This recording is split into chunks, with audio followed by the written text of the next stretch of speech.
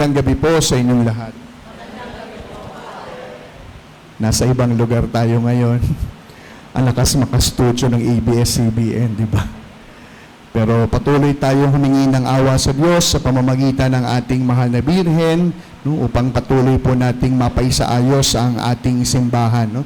Minabuti po natin na dito muna magsimba o magmisa sa loob ng isang linggo para tuloy-tuloy po yung pagbabaklas ng kisame. No? Alam niyo, bukas buti po, nabaklas po yung kisame sapagkat kung tumagal-tagal pa, baka po babagsak po yon sa sobrang dami na po ng anay na namamahay po doon. Kaya kasabay ng pagdarasal natin, humingi tayo ng awa sa Diyos para talagang mapatapos at mapaiayos po natin yung ating simbahan.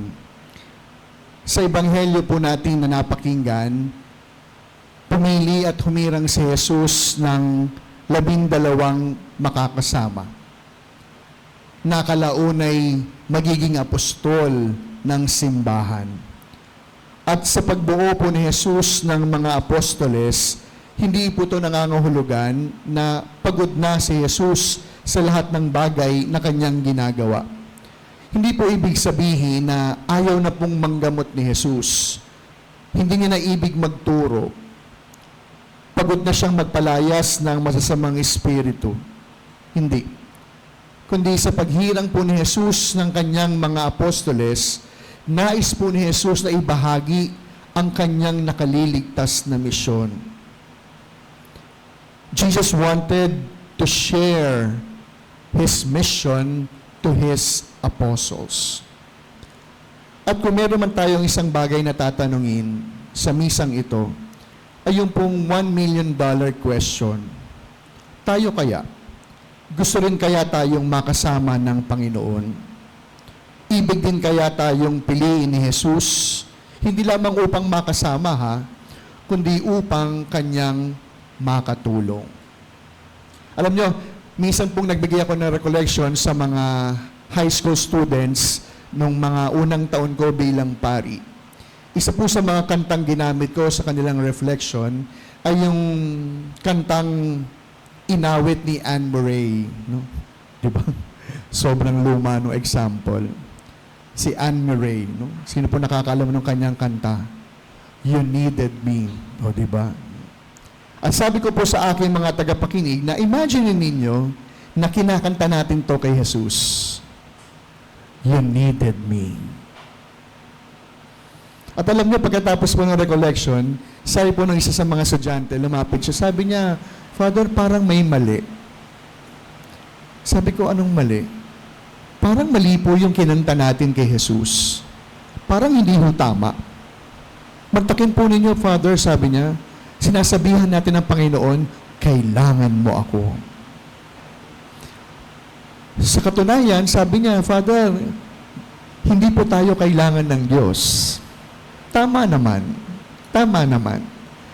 Alam nyo, huwag po kayo maiskandalo. Kahit hindi po kayo magsimba, mananatiling Diyos ang Diyos. Kahit hindi po tayo magdasal, hindi po mababawasan yung kanyang pagka-Diyos. Pero pag tingin natin hindi magsimba, kapag ginusto natin hindi magdasal, mas tayo ang mawawalan. Kaya, ano po bang ibig sabihin ng awiting ito ni Anne Murray kaugnay sa paghirang ni Jesus ng mga alagad na siyang makakatulong niya sa kanyang nakaliligtas na misyon? Simple po lamang. Marahil oo, hindi po tayo kailangan ng Diyos. Subalit, naroon po yung dakilang katotohanan na kinakailangan din ng tulong ng tao upang ang Diyos ay makapagtagumpay sa kanyang kalooban. Balikan po natin. Maraming pagkakataon, kinailangan po ang tulong ng isang bata upang makapagturo si Jesus. Kinailangan po ang tulong ng 4 na magkakaibigan upang mailapit ang isang may karamdaman. Kinailangan po ang tulong ng isang batang lalaki upang makapagpadami ng tinapay at isda. At sa mga kwentong ito, naroon yung maliwanag na katotohanan, kinakailangan din ng Diyos ang ating tulong upang siya ay makapaghimala. Upang siya ay makagawa ng milagro. Kung tutuusin mga minamahal ko mga kapatid, ito po ay isang uri ng pagtaya. Lagi pong tumataya si Jesus sa bawat taong kanyang aanyayahan. Lagi pong tumataya ang Diyos sa bawat tao na kanyang pagbibigyan. At ngayong gabing ito, yun po yung isang bagay na dapat po nating panghawakan. Tama po, tama. Pwede niyong sabihin, naku Father, parang hindi naman ako karapat-dapat. Naku Father, ang dami ko pong kalokohan sa buhay. Naku Father, parang kotang-kota na po ako sa paggawa ng kasalanan. Subalit, ang magandang balita ngayong gabi, ako, ikaw, tayong lahat, nabibigyan palagi ng pagkakataon na maging bahagi na kanyang nakaliligtas na misyon. Nabibigyan palagi ng pagkakataon na maging bahagi upang si Jesus ay makagawa ng isang himala. Abay, mantakin po ninyo, sa kabila ng kapangyarihan ng Diyos, kinakailangan pa rin niya ang tulong ng tao. Sa kabila ng kanyang taglay na kapangyarihan, umaasa pa rin siya tumataya sa ating sariling kakayahan. Kaya mga minamahal ko mga kapatid, alam nyo, ito malimit po itong paalala ko po sa mga laikong lingkod ng simbahan. Kaya tabi-tabi, tabi-tabi. Yung ating mga lektor, yung ating pong mga lay minister, yung ating pong choir, yung ating pong mga greeters and collectors, ang ating MBG. Minsan, sasabihin nila, hindi ako makakapunta sa schedule ko. May mga ibang tao naman. Yan. Totoo naman, magkukulang sapagkat walang magbabasa, pero pansinin po ninyo, pansinin po ninyo. Hindi ka nakapunta sa schedule mo, natuloy naman yung misa. Hindi ka nakapunta sa yung slot ng pagkanta, hindi naman natumigil yung pagdiriwang ng Eucharistia. Pansinin ninyo. Naganap ang kalooban ng Diyos ayon sa kanyang paraan, pero sa iyo, ano ang siyang epekto nito? Kaya yung po lagi kong paalala, kabahan ka kapag sanay na sanay ka ng, may ibang magbabasa naman. Yan.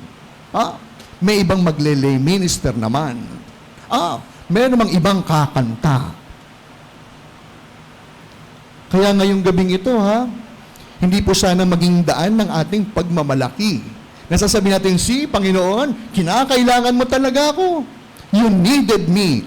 Hindi. Kinakailangan tayo ng Diyos nang sa gayon matupad ang kanyang kalooban para sa atin. Kaya yung iba, sasabihin nila, sa bahay nilang ako magsisimba, hindi man mababawasan yung pagka-Diyos ng Diyos.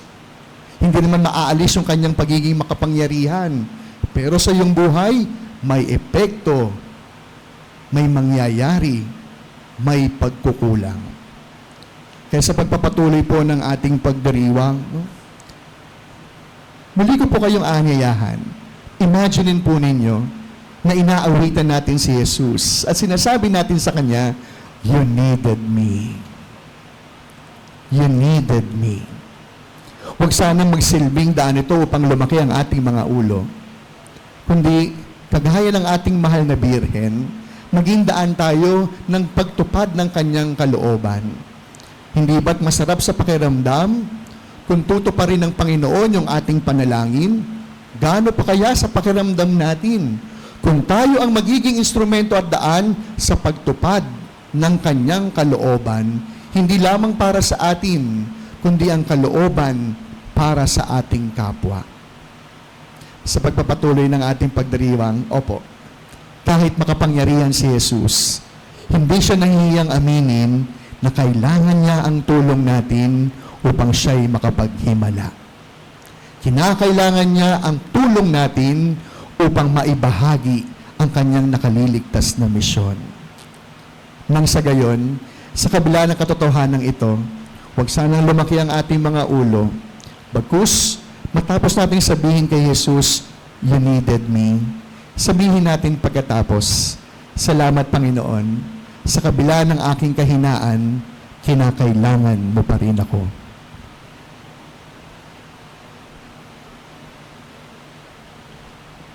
Amen.